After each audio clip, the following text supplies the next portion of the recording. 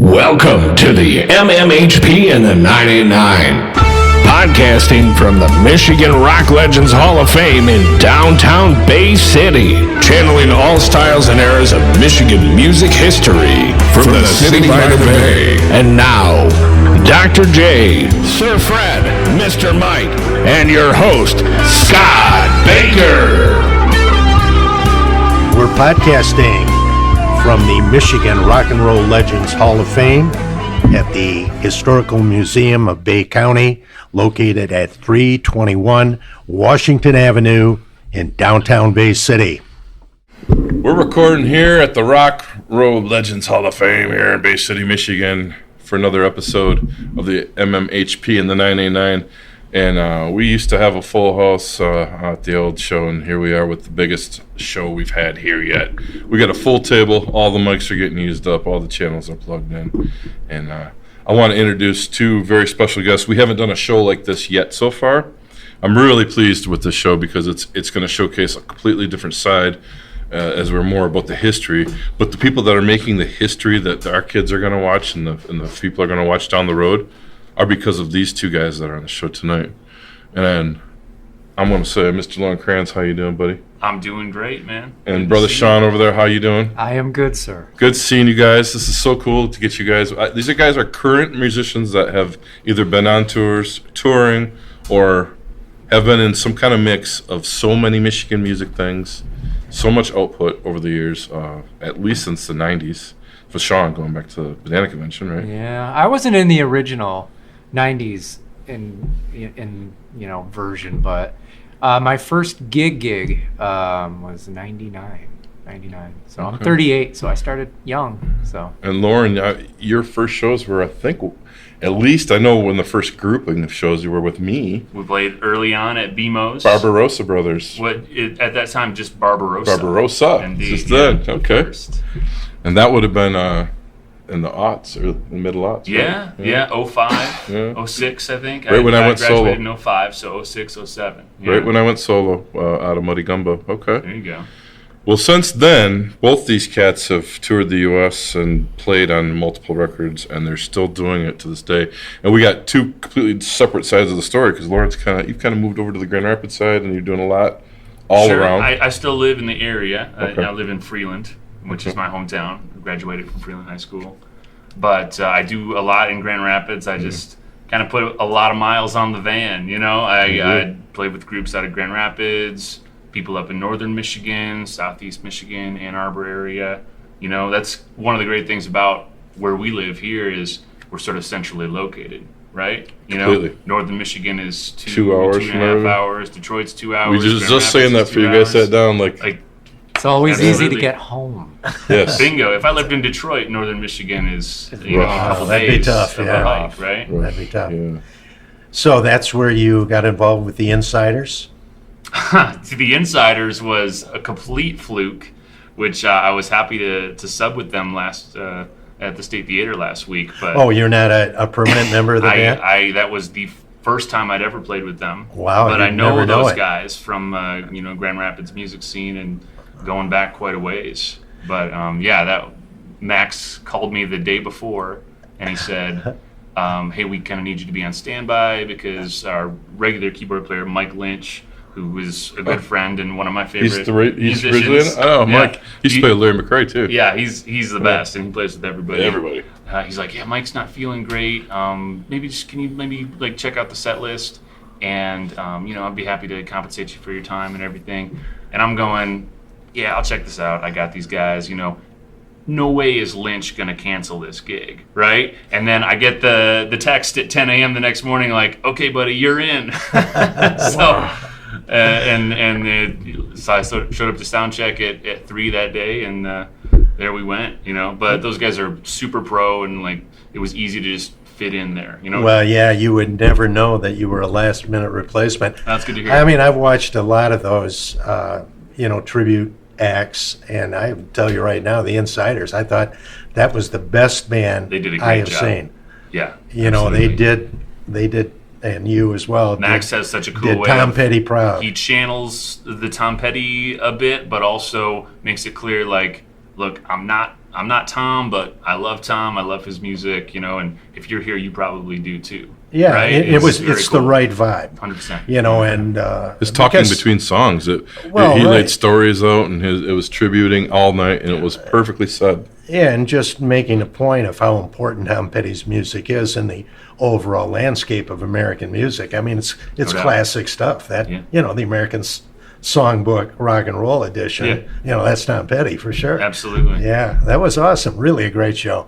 Yeah, my wife hit me in the arm like, Loren's up there. I'm like, I didn't know he was in this band. I said, he's in every band. If I can't, she's like, cool. She's like, at home now. Like, we know those guys. All right, cool. That was special. I'm going to take it back to the earliest group of touring. Before Loren took off touring, Sean, you were out with Banana Convention. You guys put a record out, and you guys went around the country.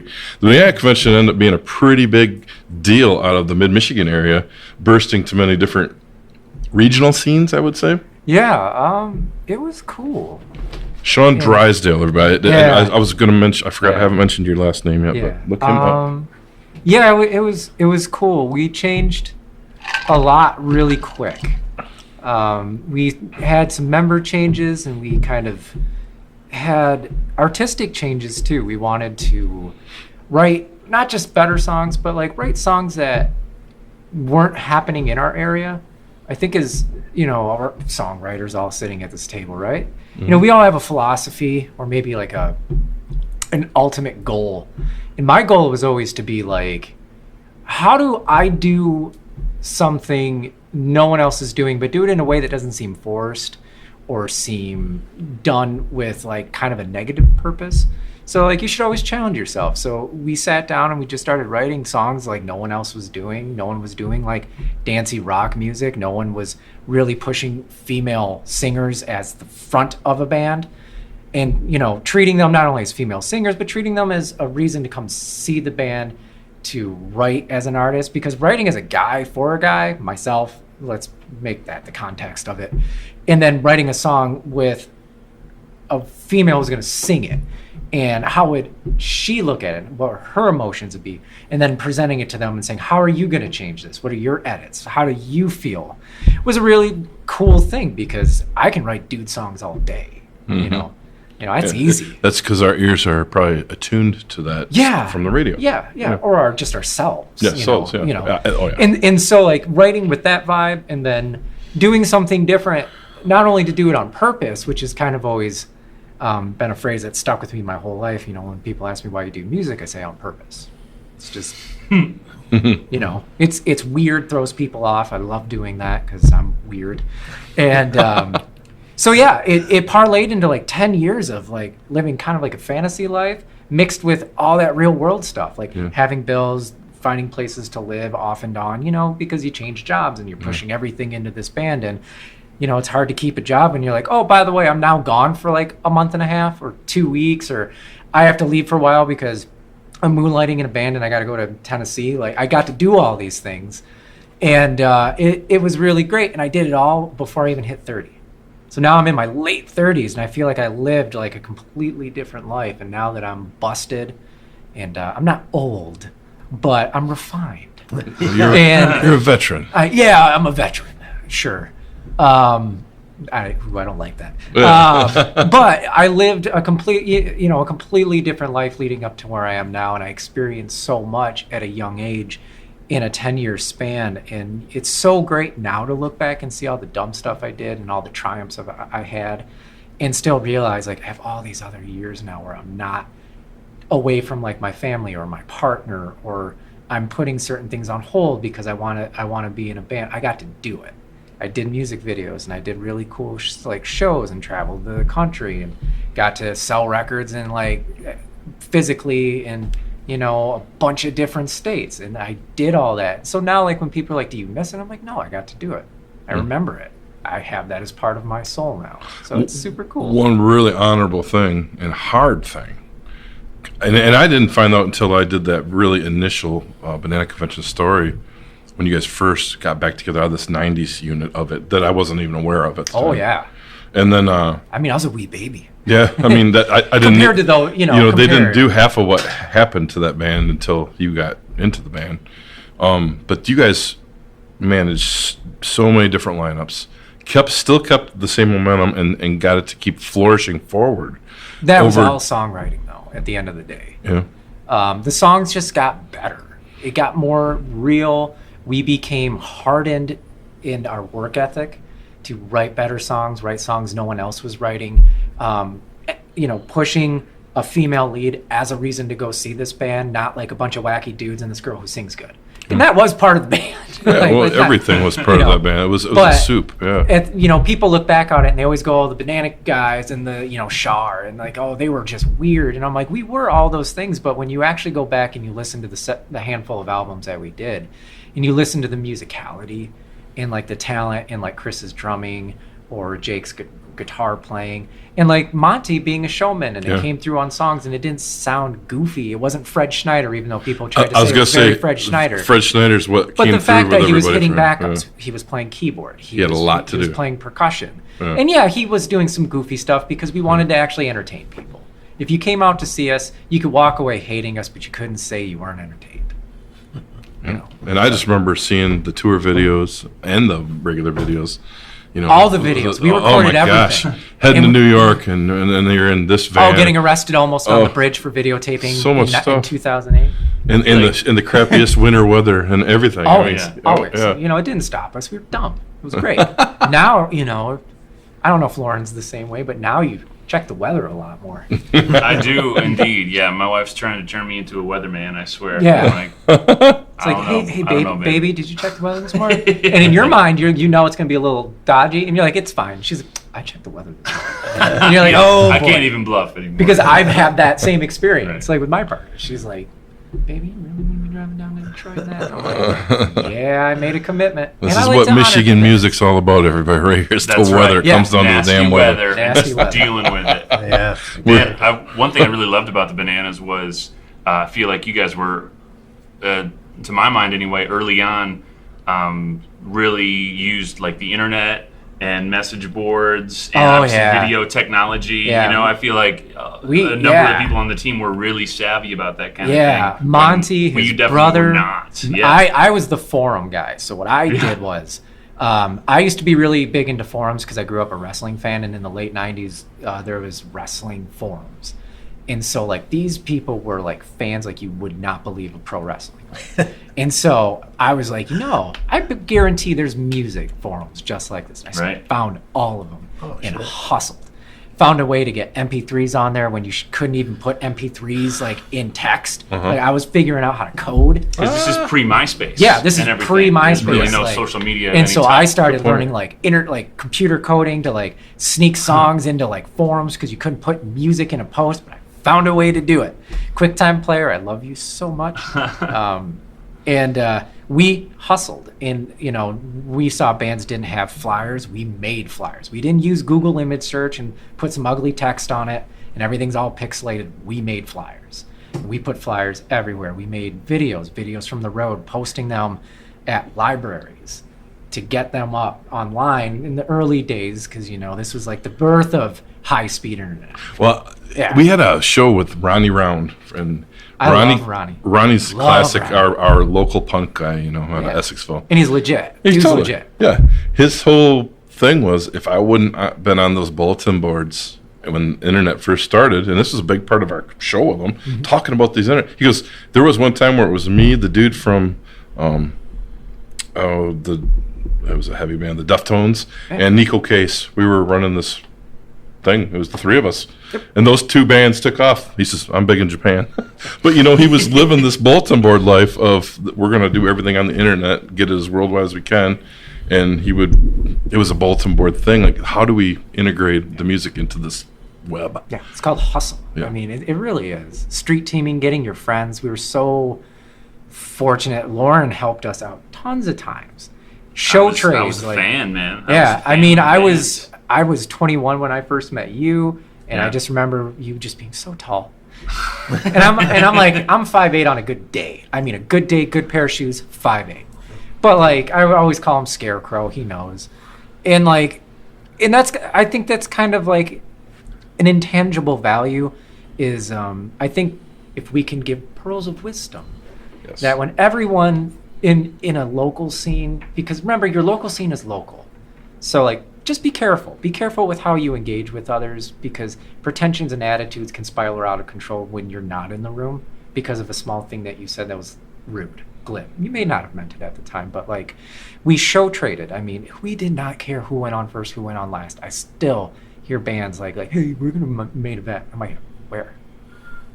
A local bar? That's not a main event. Like, it's cool. You want to go on last? It's your show? Absolutely.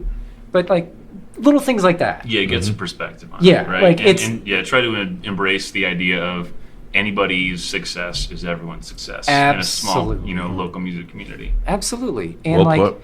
the way you interact with each other. Like Loren, I've kind of slowed down in my playing. Loren has been steady and growing and growing and growing every year. And like Appreciate that, man. I have zero like, God, like I don't have that like negative attitude. And I'm a sad person. I grew up a sad person. Like I've never have a fear of saying it, because I think people tend to worry about being honest about how they naturally feel. And to me, to like deny that is scarier than acknowledging it. So like when I say something like a compliment, it comes from like the deepest part of like me, like the realest part where I'm like, this is a real place. I don't give compliments expecting them back. You should never do that as a musician. That's a fool's errand. But like seeing a guy like Loren grow every single year, not only get better, but just he's the same guy from the day I met him. That's rare. Mm-hmm. People get hardened. They're like me. They're sad, But Loren just is a very transparent individual with how he interacts with people, and I think that's like a huge foundation for his success. Every time he's invited, not just to fill in, but no, I mean, these are conversations I don't think people have in general with each other. No. Not even in music. No. They don't open up that way. They don't. This is a great medium to discuss that, because there's a lot of handshaking and stuff going on, but to generally say thank you is a whole other thing, and to be able to point out, hey, did you see this growth, and I've been here for it, you've been here for it, and it's one of those things where, and leading where Banana Convention left off, you were working your wings slowly out of the area.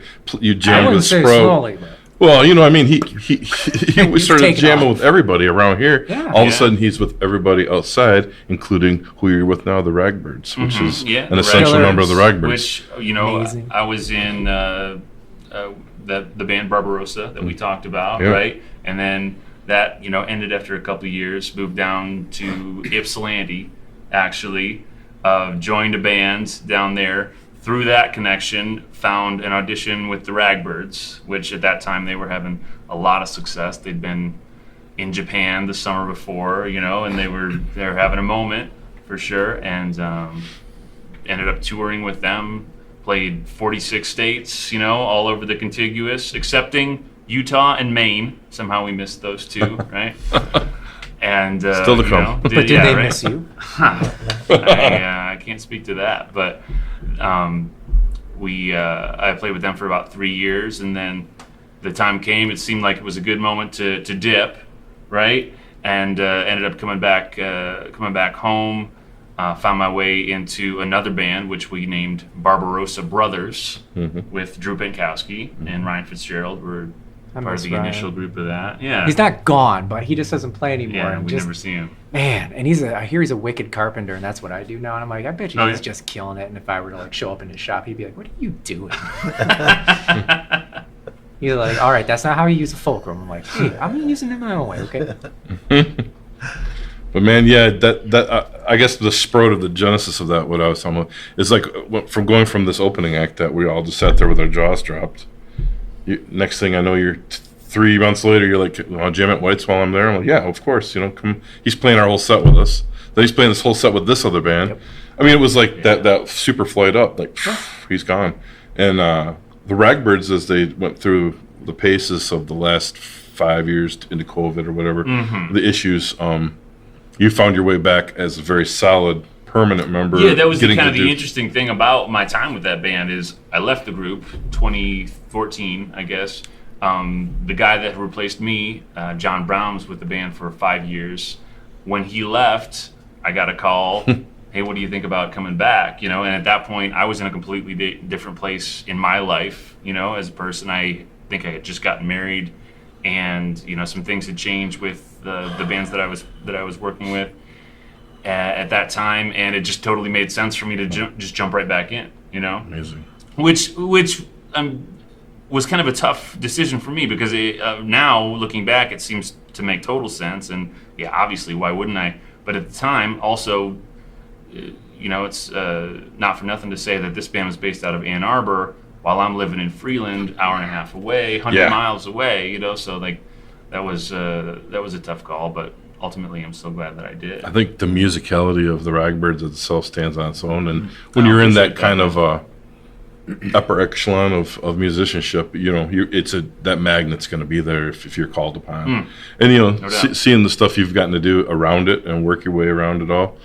I've been introduced to a lot of musicians through that band, dude. You know, from sure. Keyboards to drumming, there's not a whole lot you don't do. You sing. I mean, and now recently you've put out some solo music too. Yeah. Been doing the solo thing, such as it is, for the last year or so, which is weird for me, because I've always been a band guy, you know. But it's good. It's a stretching exercise to put myself in that seat, and yeah, that's been pretty positive. And it's just the juggling, the balance of fitting that in with all the other freelance stuff. How did that come about a little bit? I mean, the band, or was it like these guys I've wanted to play with, and I got this time scheduled away? How does that work for you? Yeah, I just had just an inkling that I wanted to record some stuff for myself, mostly just to get my own name out there, and just kind of see about maybe leveling up a little bit, you know. And well, if you've got a calling card, like a YouTube video that you can send to somebody, and mostly I wanted to have the ability to book some shows for this summer with my own name, and the way that I know how to do that is have good videos and have a social media presence, you know. So had you been writing for a while? Yeah, I've written songs, you know, going back to high school era, you know, but I'm a very slow writer. I write like a song a year, it seems like. So is there a record in the can for down the road? Yeah, not in the can, but you know, in the works. In the works, yeah, it's moving slow, just because I've got so many things in the works, you know. Living that freelance life right now. Well, that's cool. And how many bands do you think you're touching upon right now? Yeah, good question. I was thinking about this today, and this summer I will have played with over 20 unique projects, as far as like different groups, different repertoire, maybe some crossover of musicians, you know, but yeah, it's just the spice of life, you know. It's beautiful. You can. It's amazing to watch a person that can go into a building and just know the notes, because you're so comfortable with music. It's not like you don't seem to have to work at it, which is a beautiful thing. I remember being on stage with you when we shared a night with the Sprout doing the band, you know, doing the yes. Whole, we should talk about that. I'll tell you what, that was one of the first times where I started seeing a lot of different changes for everybody. Yeah. But they invited all the right guys in the room for that night, and I was next to you. Waltz. Yeah, the last waltz, and sitting there, I got to do the Levon mandolin parts, but I'm next to you, listening, like going, dude, what's going on, man? And you're just tinkling, like you're talking and playing, and I'm like, wow, that was, you know, and you were all. It just, I'm like, where is really this going? Night. And that, I think everybody left like with their heads like floating, like the band, totally felt that feel of the house band, you know, like just one of those magical nights that you have. Yeah. It's the rarest to this day, you know. Yeah, absolutely. Yeah. Was that the Pit and Balcony?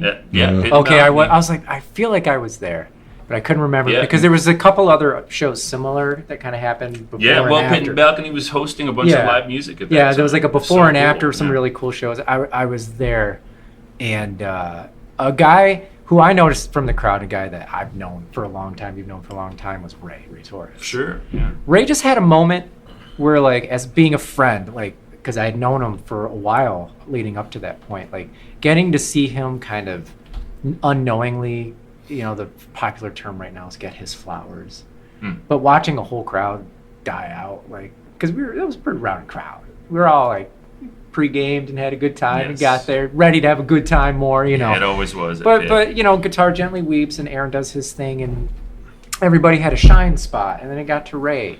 And it was very kind of similar, if I could equate it to anyone. That would have been the Beatles' White Show. White yeah, Album show. that's the one I was thinking. It was Yeah. the Beatles White Show. I'm Yeah, that sorry. was a different. That was that was Yeah. a year later. Yeah, After this one. see, I was like, I knew I was at one of them. Man. Yep. But That yeah, was a great run of shows. yeah, Oh, it yeah. really was. It really was. But getting to see a show similar to that one, Yeah. I'm sorry, Exactly, yeah. because you played at that too, didn't Mhm. you? Yeah. Okay, good. I was See, dressed in a bee costume. That's right. actually. That's right. That's right. Pictures exist You know, online that's of me awesome. wearing You know, old party full days may have fried stripes. the brain a little bit memory-wise, but That's awesome. you know, again, like things that I think get lost, and I know I'm hijacking the conversation No worries. to a degree, but I think that like if we can teach people that, you know, there's only two currencies I think that musicians have as they get a little bit older is your emotional currency and your time. And so it only works one way with both. You never really get them back once you've given them out. You know, it's a one-way exchange. But if you can hold on to the memories of those moments, like seeing a Loren or seeing like a Ray Torres, you know, have moments where you actually see a crowd shut down, which I've seen both these guys do, which is always, oh, man. Yeah. You know, seeing a crowd get quiet, all of Yeah. a sudden pay attention. Their Listening. conversations slowly die. Yeah. You know, maybe wasn't paying attention, looking around, or at the time cell phones weren't as integrated into our society yet. But like those are really cool moments. So like if you can hold on to those or remember them, or if you run into those people, just remind them like, hey man, I saw you do something really, really cool. Just wanted to let you know I felt that. That was cool. Because like it's easy to say, oh, you're a great player. Or And like, walk away. or like, dude, you rock. I'm like, yeah, cool. But like when people remember moments, and you're like, I actually exchanged something with you. Our lives touched. I love that stuff. Yeah. Like- That's the deep. Yeah. Yeah, And for so sure. I reflect more on those moments when I run into them, because I don't get to see Loren often. I know it. Yeah. Right. And so when I do, I always have some memory. I'm like, hey, instead of just being like, man, you're so good at what you do. Like you hear that and you love it and you are so appreciative.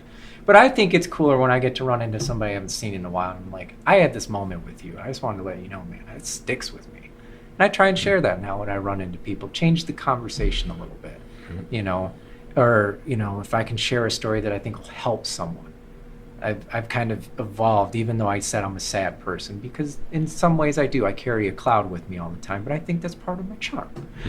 But I've learned that maybe getting past some of those issues is like sharing something like really deep and personal that may like, you know, that like breaks into somebody's emotion a little bit. I like that now.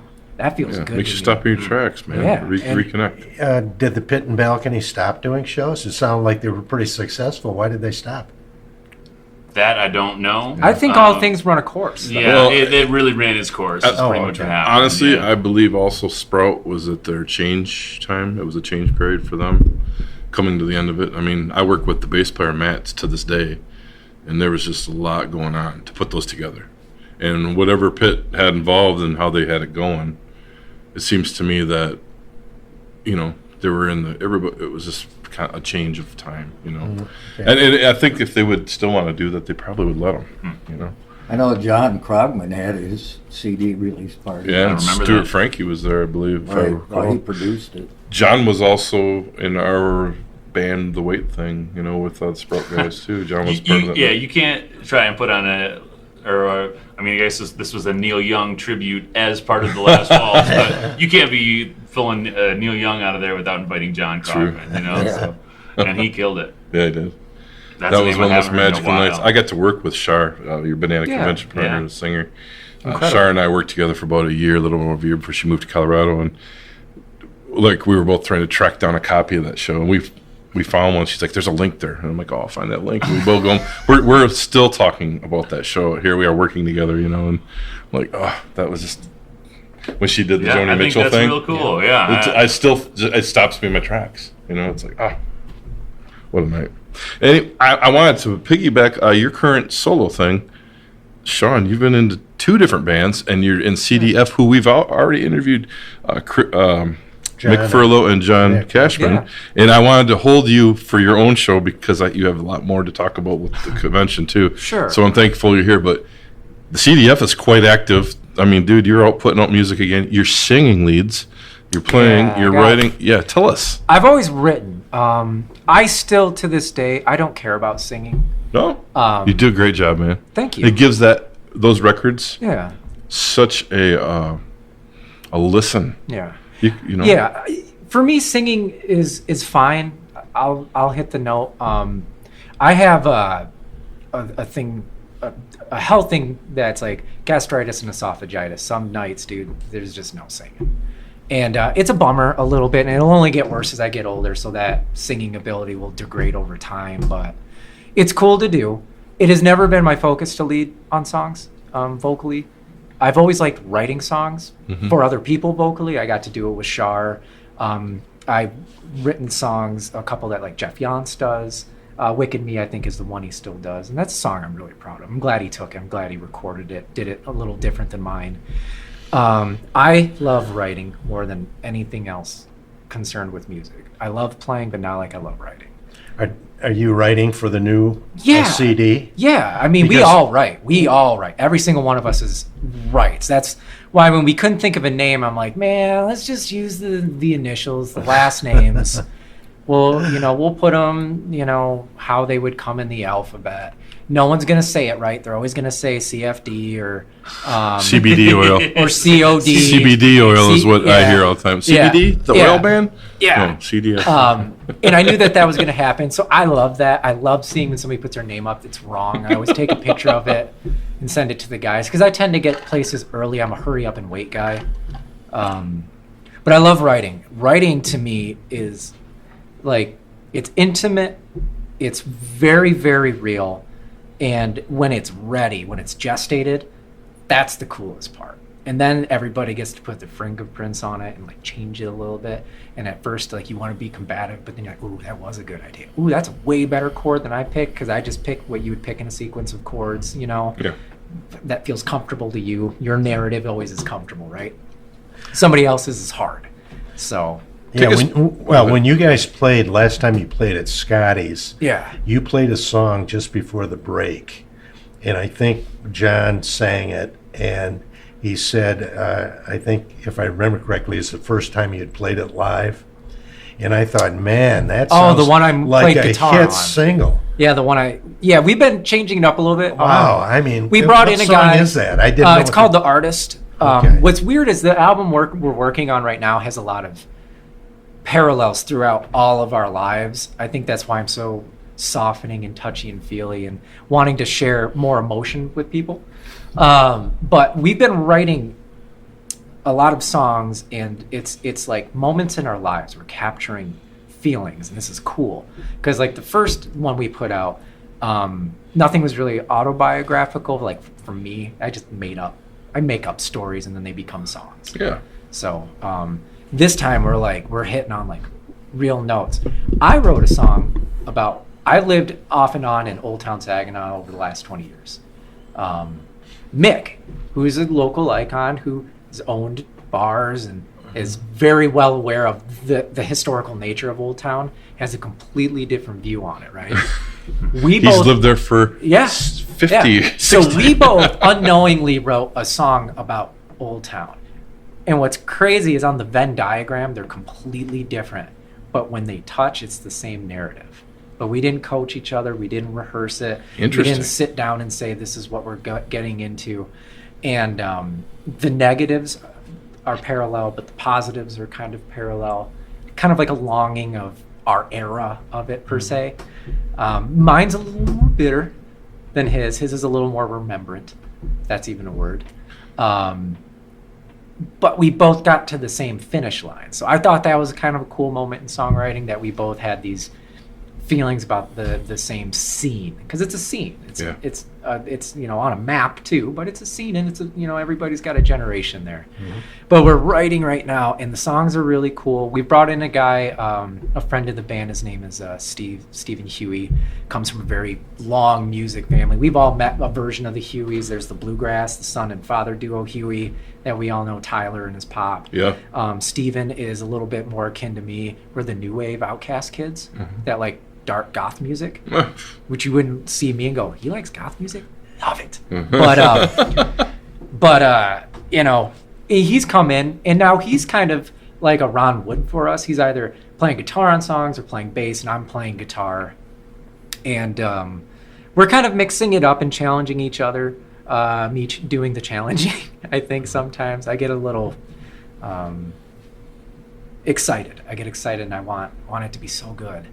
And so I push a little bit, but I only push for positive results. And sometimes it works out and sometimes we don't. But yeah, we're writing and it's a really fun experience right now. Is it going to be all originals then? Oh yeah, absolutely. I would love to not have to do any shows where we play covers. We have so many originals that don't even make it into the set because, the 3-hour set nights are fun to a degree. But for me, I'm like, I'd rather play 45 minutes of the best songs that we can rock that night. And we have so many that we could do a different set every night of originals. And That's awesome. And just do that. I don't play for money. I haven't in years. People think I'm crazy that, you didn't make any money from your shows. I didn't ask for any money. So I didn't expect it. Again, setting realistic expectations. Yeah. So your covers are fun though. They're fun, I mean, but I hate Mick sounds like Sting, on the Police songs. And again, in that narrative, we're expected to play songs people know the words to. Well, I think too, and then throwing this at you, being Mick's Mick. I mean, you if you've been around this area and you know his name, you're going to go back to the 80s to all the bands he was in, the 90s or whatever. If you come for the Banana Convention stuff or the Cashman punk stuff. Oh, man, the Cashman punk stuff. I mean, you guys got drawing from different, you guys got the 80s, the 90s, and the aughts all covered in just 3 members. Yeah. Mm-hmm. And it's different eras of fans coming along to these shows going, wow. So it's this big flower, this big lilac bush. Yeah, it's super cool. But yeah, it's for me the dichotomy of keeping up the cover band act that peppers in originals seems to be a disadvantage when you want to sell an album at a show. I mean, people would much rather spend $30 on shots because shots are like what, $10? None of us drink, so that's wasted money right there. But it's happened, and it's like no. You'll save money if you buy our CD. Nah, they're not interested. But they love the idea of us doing ROCK in the USA way more than Mick singing a song from his soul that he wrote. So, I kind of have this weird push and pull with it. I love the songs that we do pick because it's eclectic and it's a little self-serving. John singing the Church's Milky Way. Mick and I both picked a Bowie tune in Young Americans. Was a hit, but not like his other hits. And also the challenge of doing Young Americans 3-part harmonies while playing bass, playing guitar, playing drums. That's an achievement. That is not an easy song to harmonize while playing that kind of tune. So when I did that gig with you guys in 2021, I was turned on to a bunch of new music just from your set list. What's the Elvis Costello song that you guys do? Oh, with the piano part? There was a bunch of stuff that I wasn't hip to. And I'm like, because I got to do one of the final Save Your Machines gigs, right, before we transitioned to CDF. Yeah, Save Your Machines. And that was awesome. Yeah, I was honored to be part of that, And I love your originals. And so I'll always fight originals before covers. I understand the duality of it. And people who don't know you needing to know songs they know to get into it, you got to give, to the crowd.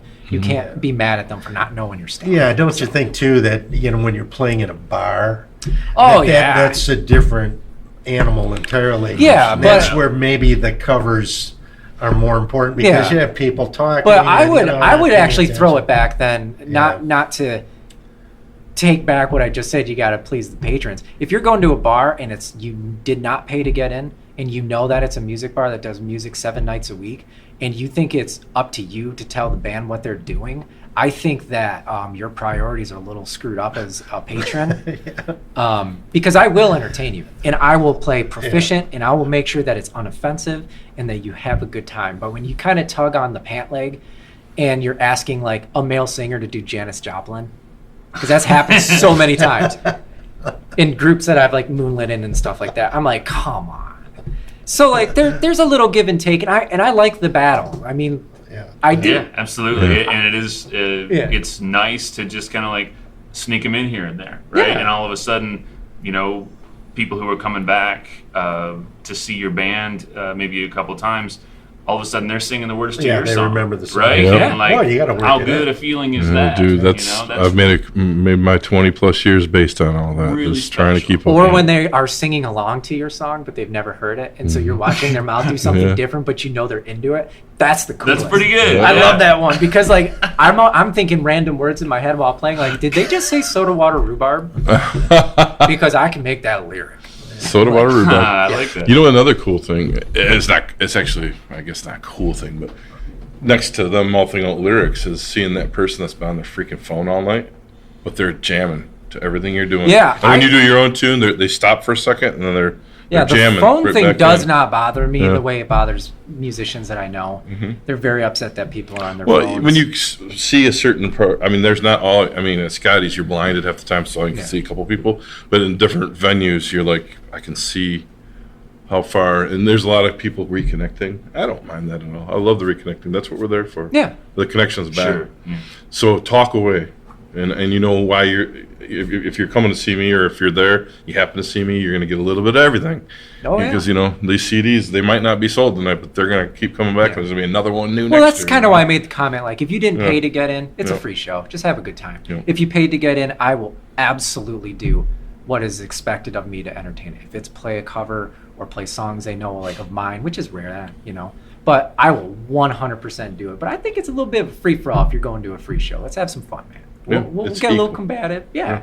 Now, when you're on the road with the Ragbirds, is there covers mixed in any time or Yeah. all Yeah, the time? absolutely. But it's a lot of original stuff. As I say, isn't you've tripped the wire where you can go heavy originals? But just a Yeah, couple that's covers, right? that's a thing that we're really lucky to be able to do is show up to a festival or to a listening room type place, and the history of the band at this point goes back 18 years, right? And Yeah. there's fans that go back that far, you know? And it's a heck of a catalog. Right. Yeah. And yeah, it's a lot of great songs. Well, everybody loves Aaron Yeah, everybody in does Ann love Arbor. Aaron. I How lived could you there not, for right? 20, right. Yeah, absolutely, and yeah, especially we just did Top of the Park in Ann Right. Arbor last month, and it's like this is an amazing crowd, and people know Book of Matches, and they're singing along to it. And I didn't write that song; I have nothing to do with the creation of that. That's beyond one of the just first playing my ones I drum ever part. heard. Yeah, I'm not oh, kidding. Man. That It is- just yeah. clicks with you, right? Oh, dude, it's like But that's instant so cool. feels when it yeah, that is such a good song. No doubt. I mean, I didn't want to point it out as like an obvious because I know it's an obvious thing for me, but I wanted you to talk about it a little bit. Yeah, absolutely. You know, it's like I want the that actually reminded me of a banana convention show that I went to a long time ago. Yeah. Right? And you guys had played a set, maybe 7-8 songs into the set, and Monty stops the show and he goes, "Hey, I just want everybody to know that all the songs we just played were all original songs." And the whole crowd broke into applause, and it was a huge. That was awesome. It was you know, and like yeah. the musicians and the songwriters in the house, like our hearts lifted, you know, Yeah. because Well, how cool is that? we were sneaky that we didn't give the crowd even a chance to clap. yeah, right, We yeah, and it's boom, boom, steamrolled. boom. We Exactly, steamrolled. There was not 2 seconds in between songs. I worked on the set list with Monty and Chris. We'd figured out what's the key of each song, what would sound good if we just smacked into it. Like if a drum's got to go, or if a guitar's got to start early, or the bass is just going to pedal something till the next one starts. And we would wait until we were like towards the end of our set, and we'd be like, "Hey, everybody, we're at the Nick convention. How you doing tonight?" I love the art of a good set list. Yeah. That's We didn't give them a chance to hate us. We hope they loved us, but we did what we were gonna do, and then we would give the crowd like just a minute to be like, "Okay, hi," and then if we've had shows where they booed us. I mean, like people would be like, "Play something we know," and then Shar would start chirping at them, and then a lot of times I didn't have a mic, and at that time that was good because I would really chirp at people. If you don't know the hockey term, chirping means run in your mouth. But a lot of the Yeah. time, it is just don't give them a chance to think about it. Don't give them a chance to Let them heckle talk or to whatever, you. you know? Let them talk to you after the set because Sure, yeah. no matter how much they dislike you, they end up talking to you. You end up talking to them. You have a chance to sway the jury that way. And if they love you, they'll come talk to you. And if they're indifferent, they'll leave you alone. And fine, I didn't ask you to come to me, and I won't bother you. We're all cool. So I think about this a lot, how lucky I feel to be able to play primarily original music and support a number of great songwriters, because a lot of my favorite songs are written by Michigan artists. People from back in the day, and then also from this new generation that's come out. Joshua Davis, who was on The Voice, but before that, he had a band called Steppin' in It. That's like my favorite Michigan band of all time. My wife and I have a favorite artist, May Earlywine from Northern Michigan area. Rachel Davis. She and her husband Dominic live in Nashville now, and they're doing super well, But this state, it just has such a rich well to draw from of talent and great songs and great musicians. Yeah, when May played the State Theater, we brought her over here. Did you? We weren't open yet. We were putting the finishing touches on. I don't know if you're familiar with Michael Earlywine, her father. I am familiar with Michael Earlywine. Yeah, I mean, he started allmusic.com, which is incredible. And they were the kind of the prime, well, they were the prime movers was the name of their band, but they were a very well-respected blues band in Ann Arbor in the 60s and early 70s. And he played with Iggy Pop. Yeah, right? Iggy was their drummer. So there you go. Yeah, interesting cool. guy. Nice credit. Yeah, definitely. One thing we didn't touch upon with you guys is, Sean, take us back to where you got your inspiration to become a musician. Oh, man. I would say I was at my we didn't have cable growing up, like at my parents' house, but my grandparents did. And so we would go over there and watch movies and watch television because they had all the channels. And I got to watch 120 minutes. And in that episode, 2 bands played. And to this day, one band, anyone who knows me knows I'm a freak about them, but I love The Cure. Oh, yeah. I've seen them a bunch of times. So there was 120 minutes with Robert Smith, and then afterwards they did it was like a back-to-back type thing, and Rollins' band played. Rollins' band had this killer, I learned years later, they had this bass player, this big tall dude, tons of effects, not Jocko at all, actually entertaining to watch, not mechanical. Like Jocko, I know. Ooh, said something bad about Jocko. Oh, Knows more bass playing than Bass Jocko. police are coming Hey, for did you know that Jocko wasn't even the first fretless player in his band? His name was Alfonso Johnson. Alfonso. Yeah. Alfonso was rocking Love that first, and Alfonso. Bill Wyman was the first recorded fretless. Just growing up on music forums. There you go. But no, the bass player in Rollins' band, his name is Melvin Gibbs. He's actually a Michigan boy. He has I a didn't band. know that. He has a band called the Harriet Tubman Band. They play the Detroit Jazz Festival almost every year. The last couple they missed, COVID and all that kind of changed things. And he is by and far like just not only a wicked bass player, but like legit human activist. But the bass player in The Cure, Simon Gallup, melodic, lead tones, Vocal bass playing. playing, but really musical. Not, Both the guys you mentioned, I took a love to early on. It's weird that And Melvin Gibbs, again, really different, really expressive, not quite lead. I would say melodic, side melody, or maybe like if a song has an A and a B section going at the same time, he's like the B section to the A section. But those guys, like seeing them, I was like, whoa. And like I just always heard the bass, got really interested in the bass. And those 2 bands I was like, well, when I get older, I'll beg my parents and get an instrument. When did that happen? Probably by the time I was 13 or 14. 10 years ago. Yeah, right. I wish. But it just kind of lit a fire in me.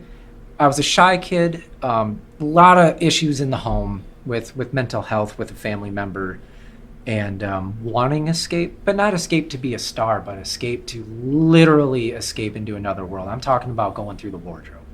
I just wanted to go into another world. I didn't want to be anything special. I didn't want to be known. I didn't want to. Was it a creative art thing? Yeah, it was, but it was to give me something to do because I was a lost kid. I didn't have friends. I wasn't into anything that all the other kids were into. I was just a loner. And music and wanting to learn music gave me a purpose and something to do that I could do by myself. I didn't need someone. And so I did that. And then, of course, you get the bug. And then, you set your goals. I want to play with someone. I want to start a band. I want to play 1 show. I want to play 2 shows. I want to play a slightly bigger stage. I want to maybe play in a different city. You know how those go. I write a song. Yeah, how they all kind of snowball from there. But I would say the Cure and Rollins band, and when people meet me, that just blows their mind. Like, you don't look like a guy that likes that kind of music. And I'm like, I don't know what I'm supposed to look like. I'm just a meat suit that's powered by water and electricity. Meat suit. Yeah. Like, I'm just, I'm existing something. in this time period. I didn't know I had to look a certain way to like a certain thing. It's just people like to put tags on things, but it is what you've created your own destiny. Yeah, so. and I'm still not wired that way, so I still can't figure out when people make comments like that. Like, I'm like, I don't know. I didn't know you had to be a certain this or a certain that. And I love Tejano music, like big time. I would love to see more Tejano bands locally. I know Yvonne is stellar. JoJo on drums is a killer musician. Have you ever met JoJo? I don't believe I have. Dude, JoJo is a beast on drums. He's also drums in Tension Head. He's in a Tejano band. He's in a metal band. Awesome. But I love Tejano music. I love R&B. I love hip hop and rap. I would love to see more of that around. All those are huge influences on my acoustic songs. Did you see Fred? Fred's our most original musician in the band. Plays the washtub. World class, not washtub. It's the washboard. I'm sorry, I spoke Fred, properly. do you know Vince Russo out of Ann Arbor? Is he the guy in? He plays washboard as well. So I didn't know. Yeah, I know. Him at all. Is he the guy in Appleseed Convention? Appleseed Collective. Yep. Yep. Yes, sir. Yes, indeed. He called me one time to substitute for him. Really? Oh And my goodness! the that would money be was interesting. really, really good, and I thought, wow, times have changed. And but then it got canceled. Oh no! I see Vince. And then quite I went to often, so I see just them wondered, at yeah. when they did those front porch things Okay. for a few years. Yeah. So we I had went to them, see yeah. them, and they looked exactly like a band that I was in 1970. And the washboard player, I had long hair Yeah, and man. a long beard. Absolutely. This guy's got long hair He's and a channeling long something, beard. no doubt. Every musician in there looked exactly like what we were doing. So you were in the right Absolutely. place. Things come Years around, right? I love that. Have you heard of the Reverend Peyton and the Big Damn Family Band? Him and his wife, she plays too. Yeah.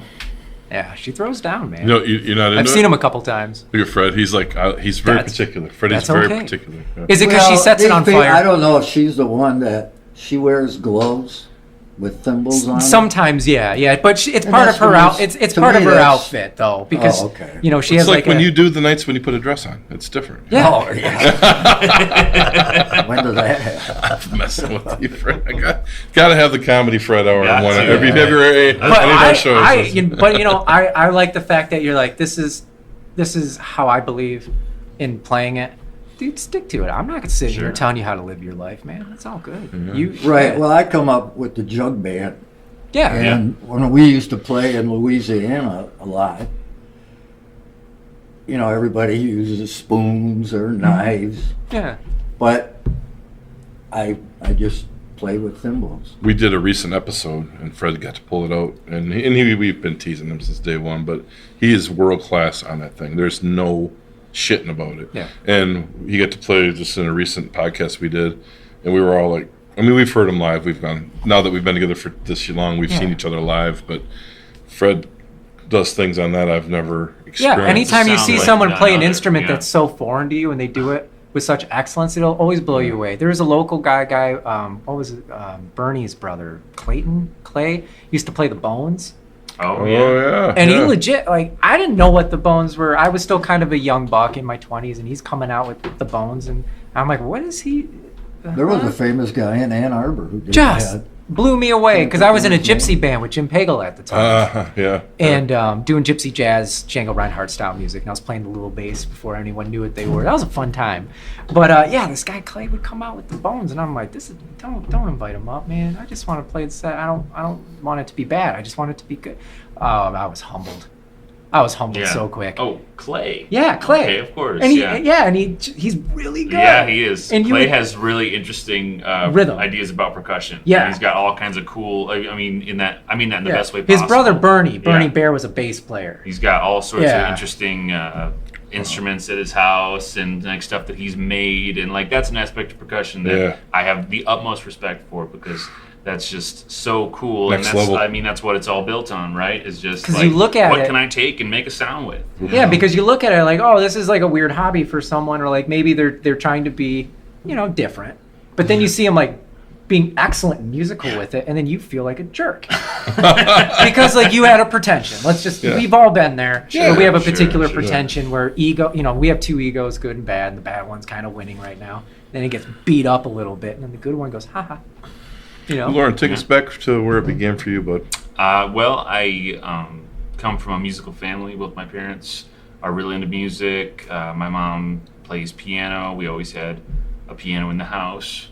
My dad plays guitar, and he would always entertain at birthday parties, and we'd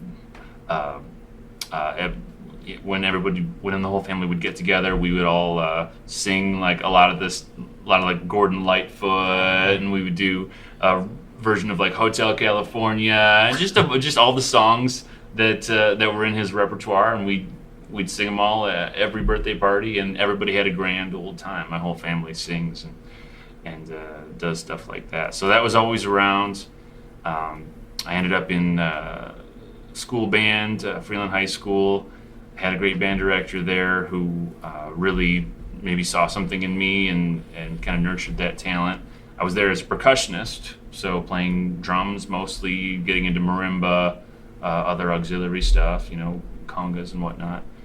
But then I guess I got a little bored with that for some reason, which is really silly, but like around 15, 16 years old, I decided I really wanted to write songs, okay, and playing drums, there's not really an outlet for that. So I started trying to learn guitar, and the thing that really stuck with me was piano. So I bugged my parents to get some piano lessons, ended up taking a year and a half of jazz piano and music theory with Jeff Hall, the legendary Jeff Hall, who taught at SVSU at the time, and he just gave me this incredible baseline education of which to build on, as far as all the chordal stuff and the scale stuff and the theory and how does it all work together and how can you use that to transpose and move through all the different keys, and like he just set it up for me just how I need it. I've only had, at this point between all my teachers, 2 or 3 years of time, lessons on piano, and everything else is self-taught. But because I had that education with Jeff, I was just able to take it to So really, he saw something to really nurture far in you, place. just like your band teacher Yeah, did, well, and, I'd like and knew to what think so, buttons to yeah. click. Because Yeah. you're just you were a sponge. I mean, I haven't seen you play an instrument bad. It's like you could grab anything and go.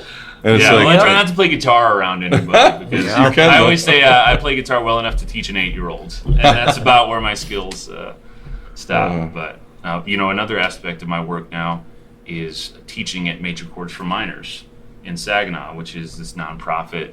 I've been there for almost 9 years now, and we do 30-minute music lessons at no cost to mainly underprivileged kids, and that's been not only a great thing in my life, being able to pass on my passion and love to the next generation, but also it's helped me out financially because I work there Monday through Wednesday, and then I have 4 days off to gig and rehearse and that kind of stuff, and I'm able to just kind of fulfill a musical life that way. Where does that take place? That's it's in downtown Saginaw. We're based out of First Congregational Church over there, just off of Jefferson.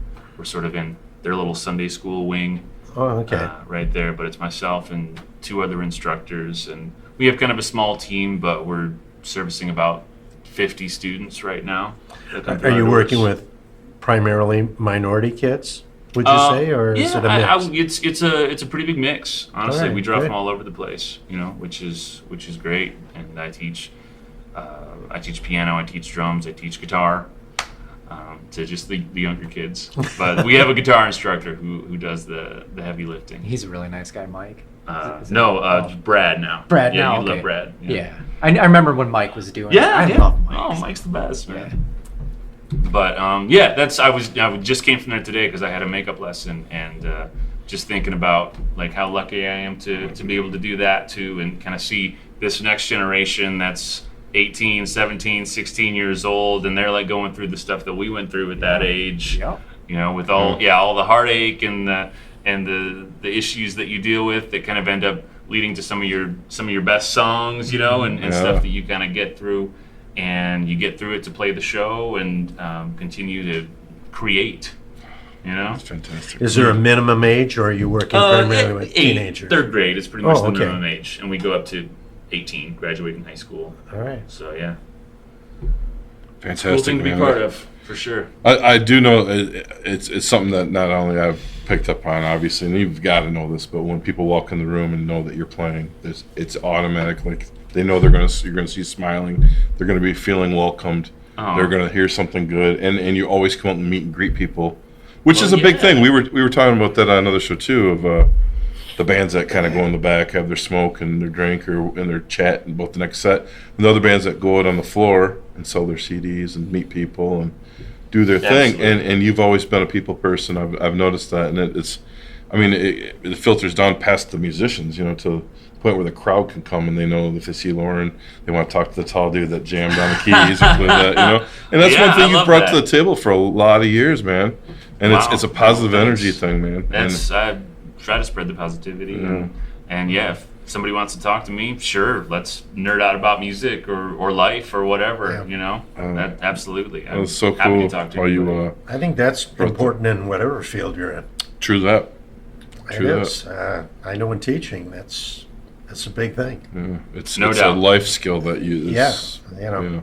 some people are blessed with. Yeah, communication is such a huge part of my job, and as a teacher, as a musician, or like the better I can communicate, the better I'm going to get my job done. Oh, right? exactly. And I'm Without a a doubt. massively introverted person, but when it comes to playing a show and music, I am able to overcome that. I think, and that's one of the great things about it. You know, is it's helped me to just be more outgoing and meet people. You know, most or all of my best friends I've met through musical situations. I think a parallel of your music style, how it shows, is with you, Sean, getting to see you play when you first started, throwing down on the bass like nobody does. Like you mentioned earlier, you actually beat me to the punch on that question. But saying that how you do it for your own reason, for your own thing, for your own feel, on your own terms, and you were so serious, but you're having so much fun. Oh, always have fun. And it's like, holy crow, man, another guy that just emphasizes this heart when he gets on stage, and you've always exuded that, and I think it's a huge thing to watch for anybody. It's contagious too. Your enthusiasm. Yeah, one of the first lessons I learned, especially playing with other people, is like, everyone always says, you know, music is an escape, and for me it was, but it was a very for me. But I learned that when you play with other people, you kind of enter a social contract, that we're here to do the same thing, and it's to have a good time. It is so hard to get on a stage and still feel negative for me. Like, it could be a bad day. I mean, sky is falling, issues, whatever it may be. But like, even when it's a bad day, man, getting up there and just making vibrations. Awesome. It's just it's a great feeling, and you disappear for a little bit and you become a better version of yourself. You know, how could you keep that negativity on stage? Like, I've been on stage, you know, even having a fight with a member, but man, when we get going, it's like, whatever, man. We're having a good damn time right now. We'll hash it out later. You know, you always do. You always do. You know, the relationships that matter the most, you work out. And so, like, I like feeling good on stage, and I want people to know that I'm there on purpose, and that I feel good, and I'm there having a good time. I just couldn't imagine being up there just having a bad time in front of people. That's so terrible. It's a cool thing, I think, and then I want to throw that to the podcast listeners, that if you haven't experienced either of these cats yet, this is the reason they're on the show. There's so much music, so much history, yet they're so young and still putting out brilliant music and still growing. We're so blessed in this state to have guys that are on this path that, you know, it stems from way back when, but now look at this, and you guys are young and you're teaching and audiences and everything, and it's a whole other vibe to talk about it now with guys that are doing it, because back then no one knew what it was or how it was going to end up. Now we're looking back at you're a classic, you're a legend, but now we've got guys. No, I'm just saying, you know, that's how a guy like the older cats, like Furlo. Let's say the Furlo they know who he is. Yep. But you guys are setting that path, and you've established it enough that this next generation coming up behind us are seeing you guys as the next thing. And it's just a wonderful world. So please check these guys out. And what's the next project for you, Loren, coming out? Well, we've got. I guess I'm going to be taking part in a couple shows with Amy Petty. If you guys know Amy, she's doing a big show at the State Theater this fall, and just continuing to play with a number of different groups. Ragbirds, my own project. Ragbirds just had a release, correct? We're really kicking into high gear this year, and Aaron's set an awesome campaign where we are every full moon going to release a new song. Okay, either a Ragbird song. That's a or Peter an Gabriel Aaron thing. Zindel He's solo. doing that Yeah, this he's year. doing that as well. Yeah, Yeah. absolutely. I like it. Wow. I really like it. Whatever, Gabriel. Yeah. But so just look out for Aaron Zindel and the Ragbirds, or Loren Kranz, because I'm hoping to have something, if not this year, then early 24. And you've already got your tickets punched for the next year, looking at it, how it's going to end up. We end up booking out pretty far, right? Lauren, I have to ask you, what's the significance of releasing it on the full moon?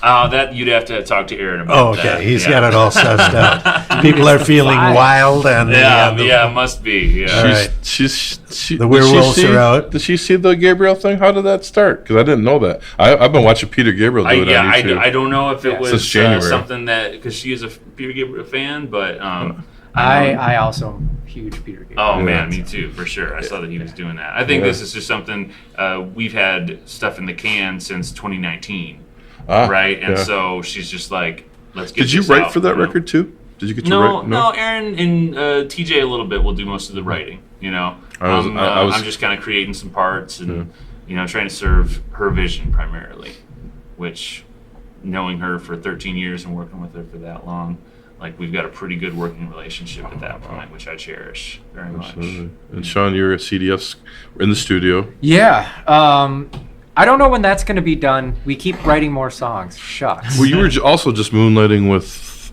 I can't think of the name. I was moonlighting with Lori and the Darlings. Loren and the Darlings. Nice. Yeah. My work and life schedule took like a really cool path in my personal life, as far as like what I do for a living and certain responsibilities that were given to me financially and long term. I'm 38 now. I've never had a job like I have at this time, and it's an actual career. I mean, it's afforded me the things you would always want: your health care, your 401k, but also it's in carpentry, and it's a really cool feeling. I build things. I'm part of building. I work with builders. Creating. I work all over the state. I get things to, it's a really cool change in my life. So I've prioritized, what is the economy of my life, and the two are, my emotions and my time. And unfortunately with Lori, they're awesome people, like super, super cool people. I just couldn't be in one city and drive 4 hours to play a show in another city, then drive 2 hours to get home. And then record on the weekends with CDF. And then like record and then Or find, whatever. and then do stuff with Mickey and John and now Steve, and also have that time with my partner. That's really important to me, especially as I get older, is the relationships that I continue to keep healthy with, like my family and the people I love. And that's kind of gotten in front of music a little bit for me. I've been writing now more than I've ever written. And again, I'm a slow writer, so I feel you so much, Loren. Do you do the same thing where you just listen to the chord pattern like a million times and then you're like, I like it, but what if I changed it just this once? And you go, no, can't do it. I get stuck in that process. Yeah. But we're going to wrap up the CDF album, hopefully soon, as far as how many songs it's going to be. And then from there, I do next year have a project that I am sworn to secrecy. Oh. Ooh. But I get to get everybody interested. It's outside of the band you're in? Yes. Okay. And it's different, and it's a very short thing. It's not like I'm going back on tour. Or, when I told Lori that, I don't have time, I really did. It's none of those things. So Robert Smith called. Yeah, he called. Simon Gallup quit again. Yeah. He's only quit twice, once in '83 and funny enough like a year ago, and then they went on tour with him. Scott, shut up. Don't tell everybody. Yeah, I'm joining the Cure. No. All right. But I've been in those forums. I've talked to Jason Cooper quite a bit. He knows my name. But it's going to be a very short thing, but a really exciting thing, and we have to do a lot of stuff at once to make it work. But holy crap, I'm excited. It's not like the local band, big things coming ahead.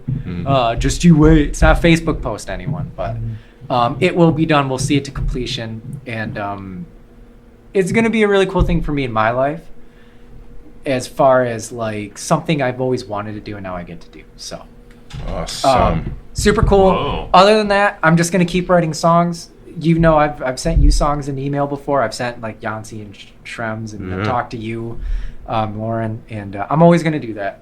I'm always going to just write songs, and if they sit in the can forever, who cares, man? I got to write them, and it felt good getting that little demon out of me. Yeah. That's your carpentry of your art, of your music sound. No doubt. Yeah. So on to the next one. So. Well, whatever you guys do have planned and for many years to come, we thank you both for being on the show, taking your hard-earned time out for today. You guys are super busy in a lot of different angles, areas. We appreciate you guys. We thank you for coming. Appreciate you having us. It's great, Thank guys. y'all. Yeah.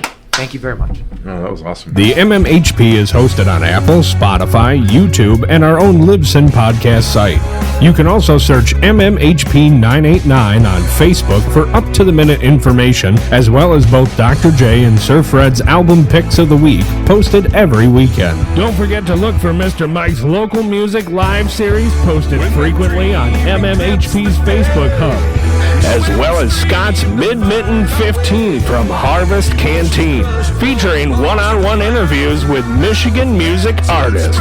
You can connect with Scott on the web at scottbakermusic.com, Dr. J at michiganrockandrolllegends.com, Sir Fred at fredrife.com, Mr. Mike at YouTube at Mr. BT1. That's MRBTEE and the number 1. Brought to you by Michigan Rock and Roll Legends, located both inside the Bay County Historical Museum on Washington Avenue, as well as Scotty's Sandbar on Evergreen Drive at the Bay City Middle Grounds. On behalf of our hosts, Dr. J, Sir Fred, Mr. Mike, and myself, this podcast wouldn't have been here without the voice of the MMHP, Mr. Eddie Switek, the generosity of the Bay County Historical Museum, which hosts the Rock and Roll Legends Hall of Fame, as well as this podcast, Mr. Alan Garcia, all of our guests, and especially to the listeners. We want to thank you. I came That was only cool, because I man. knew he was. I came because I knew he was going to be here. Because like honestly, like when you first said like, yeah, I was gonna do it in an interview thing, I was like, I hate talking.